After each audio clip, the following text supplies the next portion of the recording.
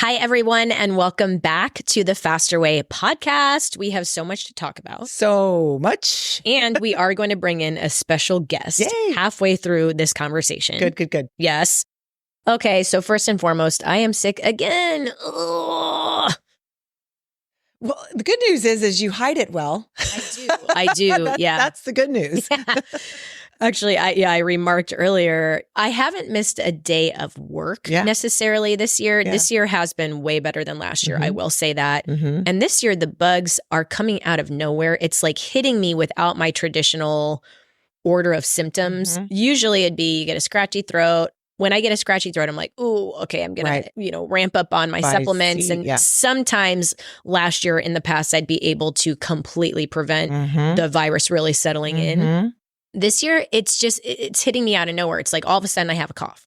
And you're convinced it's not allergies. It might be allergies. Yeah. I mean, it actually could possibly be allergies. There's so much pollen in Florida right now. I know. The ground looks carpeted. It does. Everything's fuzzy. It literally looks carpeted. I have a theory. Well, I've heard, and I don't have any clue what I'm talking about. Oh, that's so great. We're gonna get things that I actually am an expert on right now. I'm just gonna say throw things. It out there. Yeah. And then on social media, you can tell me if I'm crazy. So what I've heard is that landscapers plant masculine oak trees and not feminine oak trees because the masculine ones look better. Like just masculine trees in general, they flower and they look better, but they're not planting enough feminine trees. And so the pollen's just everywhere and anywhere. And the feminine trees aren't kind of absorbing that pollen. Interesting. I'll run with that. Yeah. And actually, I was speaking with our vice president of technology who struggles with allergies too. And he said in the Midwest, it's illegal to now plant these masculine trees. Really? It's actually illegal to plant them. Yeah. This is very interesting. This is some kind of control I here. I could go the whole way down a conspiracy theory on this one. Exactly. It could be allergies, or at very minimum, I think my body fighting allergies makes it easier than for a virus to take hold. And I do live in a daycare. And maybe you do live in a daycare. And maybe you're a little bit more susceptible because you maybe haven't gotten completely well. Yeah. You always feel so good. Yeah. Even if you're a little bit run down. Yes. And so that might make you an easy target. It's true. Yeah. My sick is probably most people's normal. Yeah. Like, I'm still fairly energized throughout the day, even when sick. Yeah. But I will say for everyone listening to the podcast, if you're not familiar, if you didn't see on social media, so I am moving my little kids to Costa Rica starting in middle April for 12 weeks. We're doing a 12-week experiment. One of the big reasons that I purchased the home in Costa Rica is because last year was so hard for us. Yeah. We were getting sick month after month after month. And I went to Costa Rica, felt incredible. Right. Starting in March in particular, wasn't having to fight the allergens that we deal with in Florida. So Costa Rica, I'm like, my energy's through the roof. I'm sleeping amazing. So I ended up purchasing a house. And what we're doing is in middle April, we're enrolling the two little girls, Lily and JJ. Lily is kindergarten, JJ's 3. In the international school in Costa Rica. Ty is unable to get in the school. There's a bit of a waiting list, but I have a Spanish-speaking nanny who's going to speak to him 100% in Spanish.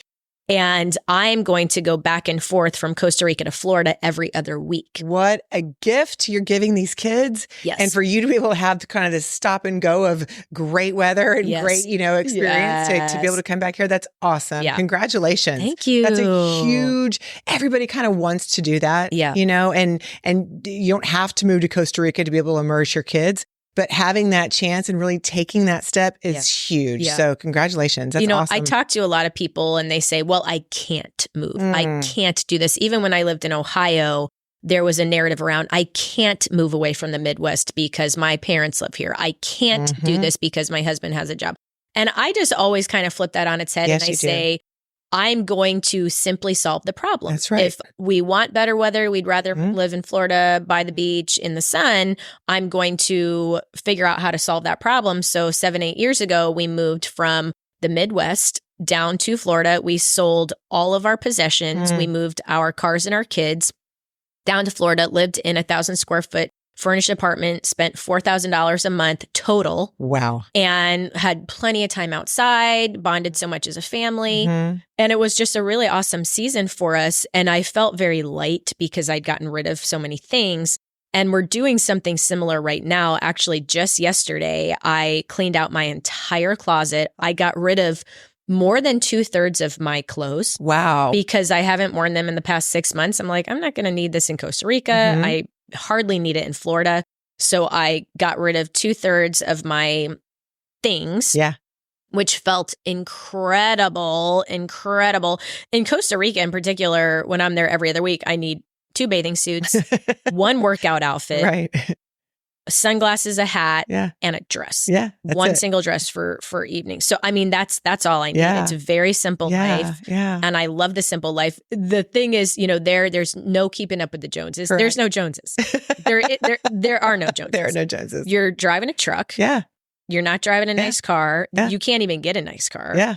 You're not worried about, am I wearing my Chloe sandals or my whatever? I'm just in, my flip-flops, not wearing my makeup. Yeah. I mean, it's an incredible lifestyle. Simple. So yeah, I'm moving the 3 little kids to Costa Rica. Ty, my littlest, he's had a variation of whooping cough. It's a 100-day cough. So hopefully by middle May, we're not dealing with that. But when he gets an additional virus on top of it, he's really flaring up with that poor baby. horrendous cough. And so, yeah, I mean, last year was really tough. This year has been a little bit less severe, but not much less severe, especially dealing with Ty's cough. And Emma, my oldest, has it too. But I'll be coming back and forth every other week. I'm getting super focused, super organized. But that's not what we're here to talk about. More solutions, however. Yeah. That's not even here. As you are a solution-oriented person, we got more things to solve today. Yeah. So just last week, we broadcasted a training with Dr. Brent Aiken, who I really enjoyed. Yes. We did a podcast interview about a new study, and I'm doing air quotes, really a summary of a study that came out that said intermittent fasting is linked to significantly higher risk of death from heart disease.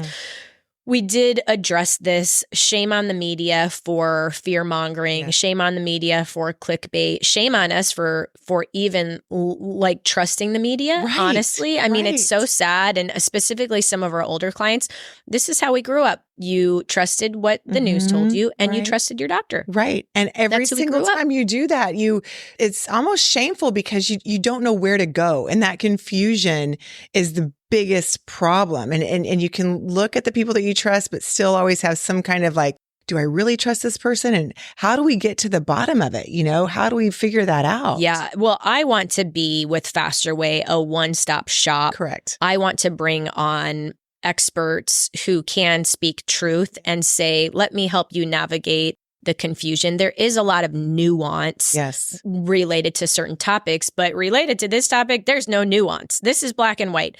Intermittent fasting does not increase risk of death from heart disease. The study, and again, I'm doing air quotes, the summary, it's not even a published study. I immediately texted one of our board members and a couple other people who I greatly respect. And it's just interesting, their feedback. And I'm going to pull up, I'm looking at my phone right now. And there are so many studies of one or partial studies or limited studies or all of these different kinds of studies. So I'm glad that you reached out to find out what their perspective is, because it's really great to hear from people who are diving deeper into what true studies are and how they work. Yeah. So our board member said, based on what I can tell, this study has not even been published yet. Also, if intermittent fasting helped people lose excess body fat, which we know improves all types of metabolic health and risk for cardiovascular disease, how can that same approach that helped people lose weight then cause them to die early? Right. And he just talked, it's an association in correlation study. It was not a randomized controlled trial, blah, blah, blah. Like it wasn't even worth my brain power to have to look into this. However, we had people who were alarmed because again, we in the past have trusted the media. We've trusted our doctors. My parents grew up trusting the doctors. I know that because I was asked to sit at my dinner table until I ate every bite and then drank a big tall glass of milk. Same. Okay. If you are in that generation where you were asked to drink a big tall glass of milk, it's because your parents trusted their doctor and they trust the media. Okay. And we now know better from actual, research trials. But yeah, I mean, the media is going to use clickbait. The media is going to use partial truths just to get traffic, just to get buzz. And they're going to propagate things that really are detrimental to people's health. Now we have people all over the world fearful of time-based eating, intermittent fasting, which we know is actually going to help heal your body. I mean, it's just where's so the sad. Accountability too? That's the most frustrating part is where's the accountability? People who are working so hard to save their money, to join our program, to stay with us so that we can continue to provide all of this education and the one-stop shop, like you said. If anybody is moving on from a place in which they're seeking help because they're scared, that's what's killing people. That's what's pushing people into the direction of higher mortality rates, right? Taking them away from people who do have integrity. So where's the accountability? That's the most frustrating part too. It's extremely frustrating. Yeah. So I want to quickly address another headline that came across my feed this week, and then we will bring in our special guest. So the headline from The Washington Post says, women are getting off birth control amid misinformation explosion. Let me read it again. Women are getting off birth control amid misinformation explosion. And the article in The Washington Post cites social media misinformation as being the reason that women are getting off of birth control. And I want to talk about this. There is nuance. There is nuance here. I'm going to, we actually had a podcast with Dr. Megan Walker. I felt it was a balanced conversation. Dr. Megan Walker said, listen, birth control is an incredible advancement for many women who are hoping to prevent pregnancy, for many women who want to take control of their fertility, for many women who have severe side effects from certain issues. And birth control has, in fact, caused many negative side effects for many, many women all over the globe. And I know for me, when I was put on a continuous birth control as a teenager to simply deal with a symptom that I had, and then I went in and I said, I'm kind of feeling blue. I'm feeling, I'm like teenager, I'm kind of feeling like there's a fog, that, I'm a little blue. I wasn't going to say depressed necessarily, but I'm like, I'm in a funk. And the thing that's changed is I'm on birth control. No, Amanda. No. There's, some severe side effects of birth control, but that's very rare, very, very rare. You're not experiencing anything. I switched to something else. That, wasn't working for me either. I'm doing Depo-Provera shots, which are no longer on the market because of the risk for cancer and cardiovascular and osteoporosis, blah, blah, blah. Then I'm put on the Mirena after I was dragging my feet, told over and over and over again, no side effects. You're going to be, people love it, no side effects. I get on it within months. I'm like, man, I'm feeling blue. I'm having anxiety. I'm having chest pains. I literally have a friend of mine, a midwife, pop it out after soccer I remember. practice. I was with you. I'm like, can you pop this thing out? Oh, she's like a midwife. I'm like, can you pop this out? I don't have time to go to the OBGYN. Within days, the cloud is lifted. And I was so frustrated because I posted on social media and I said, I just had my Mirena removed. I am feeling so much better. And I have hundreds and hundreds and hundreds of comments from women who say, same, I was crazy on the Mirena. I was depressed on the Mirena. I had anxiety on the Mirena. I blah, blah, blah, blah. I've tried this birth control. I've tried that. I've felt horrible. Where when we go into the doctor, they say, oh, no. The research doesn't support what you're telling me. You are incorrect. And it is medical gaslighting. And we're going to talk about medical gaslighting. Don't confuse your symptoms and life experience for my medical degree. That is medical gaslighting, everyone. I want you to listen to that. It is a true thing. Again, they were telling you that you're not right and you're talking about how you're feeling. How do they know anything? And it is just this blanket answer and this attempt to be able to sell something. And again, every single person's experience is different, but that is not taken into account. And that medical gaslighting makes you feel crazy. And that's what gaslighting is. It just makes you feel like you're the one that's wrong. And I remember, just to balance this conversation out, you also had the Mirena and no symptoms. Well, yeah. So you encouraged me. I was like, okay, well, you're going to take yours out. I'm going to go take mine out. And so I went to go to the doctor, and I got on social media too, because if a man is going to do it, I'm going to do it. So I said, I'm going to go take my Mirena out. Hundreds of people. Good for you. And I walked in, and the woman said, why? I go, because everyone says it's bad, right? So I was the opposite. Yeah.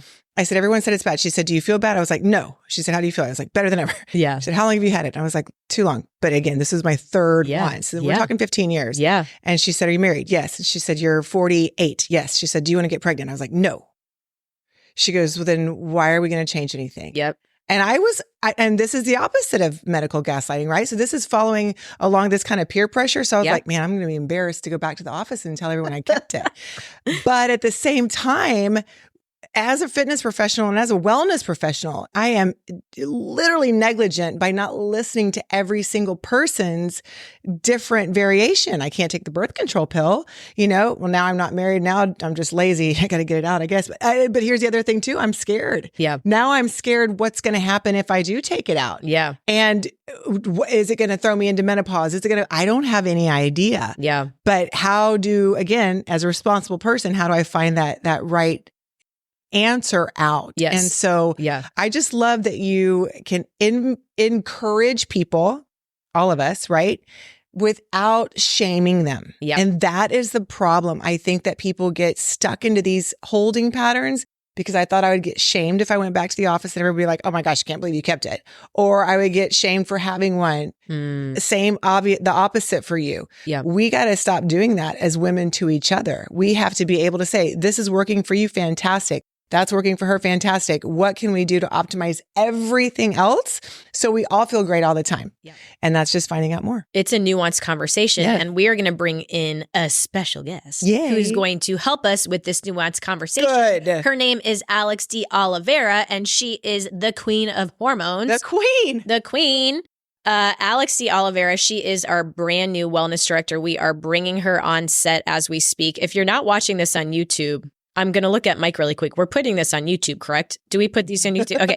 If you're not watching this on YouTube, look on YouTube. If you're listening to it, great as well. But you can see 3 of our beautiful smiling faces here.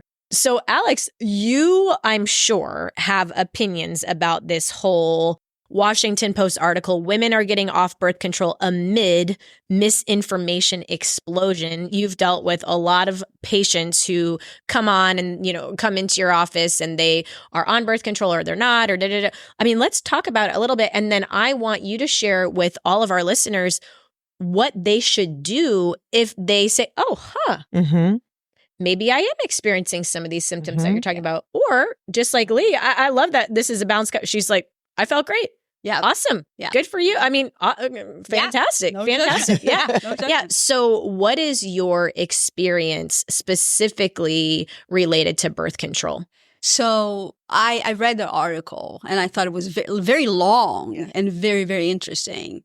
So I'll say this. My clinical experience is exactly this. I would have Amanda's and I would have Lee's. People coming in and ask, hey, I have an IUD, but I have no symptoms. Like, okay, good for you. Let's do some testing just to make sure everything is good. And I would test them like, listen, your levels are low, but you feel fine. So let's not mess with it. Just leave it alone. I've had one client specifically. She was, I want to say 2022. She couldn't walk. She had an autoimmune condition that she couldn't really walk. And she said, listen, it got worse since I got on birth control. I said, this is really odd. So are you willing to get off of the birth control for a few months so we can see if you're able to walk a little bit better? Sure enough, she did. Oh my God. Wait. Wow. She couldn't walk. She had an autoimmune condition that she already had issues walking. Okay. But the birth control made it a little worse for her. Wow. In that case scenario. It exacerbated it. Yes. And why would her OBGYN not say, yeah, you have this autoimmune, maybe we should look at whether or not the birth control is going to exacerbate. Yeah. But they're not paid to do that. And also because in school, we are fed this information that there's X, Y, and Z drugs and medications that you can take with no side effects. Especially when something new or something that's been on the market for so long. Usually our medical database, we look it up and there's maybe 5 symptoms, blood clots, major things, stroke, things like that. Well, you didn't have any of that, so you're fine. So this is where the thinking hat of the practitioner needs to come in. And you can't just go by guidelines. That's why I keep repeating this. We have guidelines to direct us a little bit in practice, but those are not laws. You still have your medical thinking that you have to, apply to every patient individually. So I can't say that's not your problem. Let's just give you, I don't know, an anti-inflammatory or some sort of shot and see how that goes. So if somebody's coming to me and asking, hey, do you think this is it? It could be anything, by the way. It could be anything. Cancer drugs have side effects. And the same gaslighting goes on. It doesn't matter what it is. So birth control is just one of those things that, yes, that's a tough conversation that I have with my patients. Okay, so what are we going to do? Right. And it's such a personal conversation too, because birth control is optional, right? And there is a subconscious conversation that people have about it reflecting on their lifestyle choices. So there's all of these layers that go with it. Yeah. And the main thing from the medical perspective, and that's just the thing about the misinformation piece on that article, they're saying that we're being fed the lies, basically, right? Misinformation. So when I recommend a drug or treatment to a patient, I need to have informed consent. This is my big battle. So if I'm telling you, I think you should take birth control, oral birth control or otherwise, I have to inform you that there might be genetic differences and this X, Y, and Z might or might not happen. The way I go about, I usually ask, okay, do you have anybody in your family, your mother, your siblings, any sisters, anybody that had issues with birth control in the past? If they say no, I'm like, it's likely that you will be okay, even though we're not doing any testing. But if they don't know anything, I'm like, well, let's just look at your hormones, see where estrogen is before I give you a high level dose of estrogen birth control. Maybe you need a progesterone birth control. But that's not done, right? In a regular office, you just get the prescription for birth control. So informed consent, it's very important. We need to know that what they call misinformation has been documented in the literature that birth control can lead to mineral deficiencies, vitamin deficiencies. It can increase your estrogen levels. You can become more anxious, more depressed. So we're not saying don't do it. We're just saying, how can we make this work for you? But at the same time, listen to what you're saying and say, I hear what you're saying. I believe what you're saying. Let's just go around and make this work for you somehow, some way. Absolutely. And that's what is extremely frustrating. First of all, the article, misinformation, blah, blah, blah. I mean, that is just, that is gaslighting right there. That entire article headline is gaslighting. There's been an increase in teens with depression correlated with the increase in teens on birth control. Now, as a mom of 3 girls, that's a concern. It's a concern. It's a conversation. Yes. And I am just going to be transparent and say, yes, I transitioned off of birth control because I did feel additional anxiousness and depression and this and that. The blues, I'm not going to necessarily say depression. And guess what? I got pregnant 3 more times. I mean, let's be clear. And for me, that was a surprise, but yet a blessing. And I was in a place where I could, handle it, handle a healthy pregnancy and afford, a baby. And so now we have the 5. And finally, after, I literally wanted Brandon to do the vasectomy after the 2nd. He went in. He was 27 and the doctor said, no, you're too young, not going to do it, which that whole thing, even that conversation is who are you to tell us that you're not going to do this? Now, am I grateful for the final 3? Yes. I'm grateful for the little kids. But I mean, it was after the second that I wanted him to do the vasectomy. He finally went in. When I was pregnant with Ty, the doctor wasn't going to do it because I was pregnant. And I said, you turn right back around, you drive right back to his office and tell him, I've had 5 pregnant for the 5th time. I am not trying to get pregnant a 6th time. A 6th time. I'm like, you turn right back around, you march yourself into that office. And he did. Yeah. And literally, and I've talked about it. I also did the ablation, the uterine ablation, which also can kind of help. It's not birth control necessarily, but it can also help. So I'm like, we're going both things here. Yes. And so, I have 3 girls.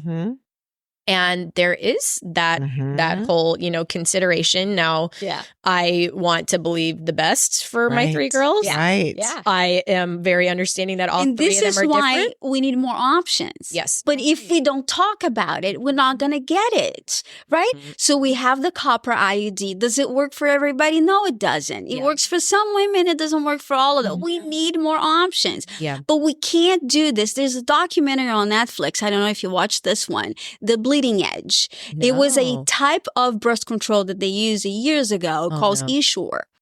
And the FDA, you can go on Netflix and watch this right now. It's so sad because the FDA approved the device and women kept going back to the OBGYN saying, I am dying in pain and I'm bleeding like crazy. Yeah. To the point where the Europeans said, no more. The FDA kept saying, we're going to keep doing it. And there's lawsuits. There's women to this day that have that device stuck forever. So there's a specific type of surgeons that are able to go in and remove because it's such a tricky situation. Oh my gosh. So we need options, but you have to listen to us. When we're saying we have pain. Us women. Yes. Women. Yes. Yeah. You put this in me. Wow. I'm in pain. I have headaches or I'm having depression. Because what are you going to do? You're going to, I'm your customer. Yeah. And so what drives the doctors to be so blanketly against listening? Is it their ego? Is it the money? Is it the... Well, let me share my perspective and then I want Alex to share hers. Let me give people the benefit of the doubt because that's how I lean. Yep. I'm an OBGYN. I see 50 patients a day. I have 5-10 minutes to talk to you. Yeah. Guess what I'm going to do? I'm going to go with what I saw in the literature. I'm going to go with what I saw, and I'm running a business. At the end of the day, I was trained as a doctor, not as a business owner, but I know enough to know that I need to pay my bills. I'm running a business. I don't think it's necessarily ill intent. Now, you got the female OBGYNs and the male OBGYNs. I've never had a good experience with male OBGYNs. No offense to any men listening. But, it really is sad. And I know for me, I was dismissed. Were they wanting to ruin my day or ruin my life? I don't think so. Yeah. I think they're using the limited knowledge and information that they have at their disposal, but that's unacceptable now. Right. We now know that is unacceptable. I think so. I think what happens from my perspective, because I've been in the medical industry for so long, and by looking at the research, you can tell most researches are done in men. Yes.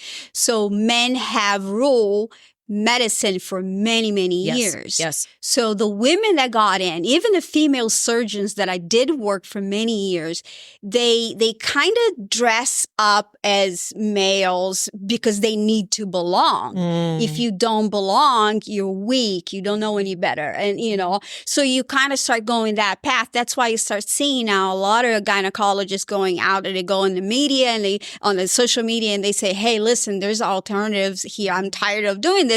Because I hate to say this, but it's the boys' club. It is the boys' club. Medicine has been studied for men by men. For men by men. The research has been done on men. Yeah, I mean, we're in a season now where we have to step, but then you got the media. Right. Women are getting off birth control amid misinformation explode. I mean, it's just awful. But we're going to wrap this up by talking about concierge because again, I want to be a one-stop shop. Right. We have our 6-week Fast Away program, which gives people an amazing jumpstart to balance hormones, to optimize metabolism, to finally reach health and fitness goals. We have our VIP membership. But sometimes we have women who come in and they say, okay, I am in a scenario where I want an advocate. I want to learn more, understand more, but I'm talking to my doctor and I'm not getting the testing that I need and the answers that I need. And he's not listening to me. I'm not feeling heard, seen, and understood. And that's where we come in. And at Faster Way, I just seek to solve problems. I want to look around the corner. I want to solve the problem that I know our community members are going to experience. And so we brought Alex in as a full-time wellness director because we wanted Alex to be an advocate for our Faster Way clients. So Alex, talk a little bit about, even in this type of scenario, how you would work with someone through this whole situation. The whole situation. So it's interesting because I have done that a lot. People would come to, even, here I'm doing, but I've done that throughout my whole 10 years of working with women, because they would come in an office crying. Models, people that, I had this one beautiful lady, she comes in and she started crying, saying that she went to see a doctor to try to lose some weight. And he just put her down. The stuff that goes on, it's just insane. Yeah. And so it depends on the situation. But in her case, I said, well, I'll take care of you. You just come to me to all your needs. You don't have to cry ever again. We'll balance your hormones. You do all of that for you. And for other people, they're sometimes out of state, out of the country. We have that conversation like, here's how you're going to go around this. Okay, here's how you're going to talk to your doctor. You're going to say, listen, I have X, Y, and Z symptoms, and I know you're the smartest person to help to solve my problem.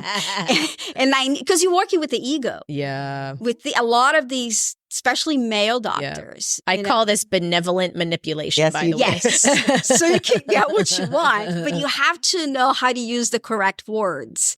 And then I teach them that, and they're like, oh my goodness, I got it. I got my test results. I got my medication. I'm like, you could tell them, I'm on board with what you're telling me. Do you think I could just try one thing at a time? And it's most likely they will say yes.